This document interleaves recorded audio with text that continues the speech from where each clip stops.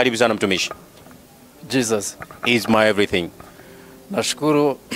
Namshukuru Mungu kwa ajili ya, na hii ni muhimu kwa watu wengi kusikia kwamba kumwabudu Mungu au kujenga tabia ya kuwa ibadani hiyo ni tabia ya kawaida. Watu wasisubiri wakati wana shida mbalimbali ndipo wakimbilie madhabahuni. Hii ijengwe kuwa ni utamaduni.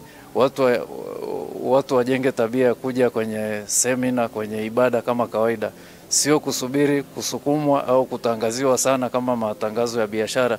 Neno la Mungu halihitaji kufanyiwa advertisement kama biashara. Hii ni muhimu sana kwa watu kujua. Lakini pia nimshukuru Mungu kwa ajili ya semina hii ya majira. Huenda ni wakati muafaka umefika sasa kwa ajili ya majira yetu kurudishwa. Muhimu ni kwamba tulivyofundishwa sasa tumetambua. Kilichobaki sasa ni kuchukua hatua, kwa sababu kubwa tumeongozwa kuomba toba kwa pale ambapo tulikosea kuyafuata majira. Sasa kwa kuwa leo ni siku ya kwanza, nimeona ni siku iliyobarikiwa sana, na ninaamini sana katika muendelezo mambo yatakuwa mazuri sana. Semina hii ni ya siku ngapi? Hii semina ni ya siku 3, inaanza leo tarehe 20 mpaka siku ya tarehe 23. Kwa hivyo ni muda mzuri.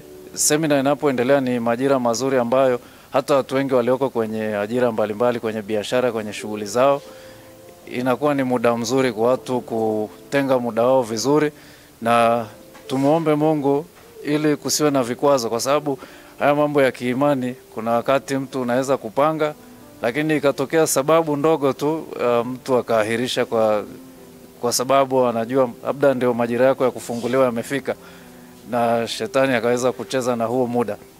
Unawaambia nini watu ambao pengine hawajui sehemu labda ya kufunguliwa, kutua matatizo yao? Unawaeleza nini na unawasa nini hao watu?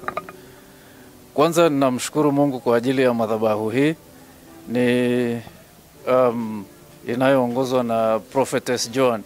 Ni wakati muafaka sasa kwa wale wote ambao wanasikia ujumbe huu kujua kwamba kuna madhabahu ya makimbilio. Location, nafikiri matangazo mengi yanataja location ya Mianzini Mataa hapa mjini Arusha, na wapo watu wengi wanapatikana hapa mjini, lakini cha kushangaza nimeona na nimeshuhudia watu wanatoka mbali mikoani wanakuja hapa, lakini walioko hapa labda hawajapata bahati au hawajapata huu ujumbe. Napenda kutumia fursa hii kuwaambia kwamba bado hawajachelewa, wanaweza kufika hapa. Kwa Yesu kuna neema kubwa. Asante sana, nikutakia safari njema na asante sana kwa muda wako. Asante sana, Mungu akubariki sana. Amina. Amen. Alikuwa ni mtumishi wa Mungu akielezea majira na kuwakaribisha watu hema la makimbilio ambalo lilopo Mianzini Mataa hapa Arusha.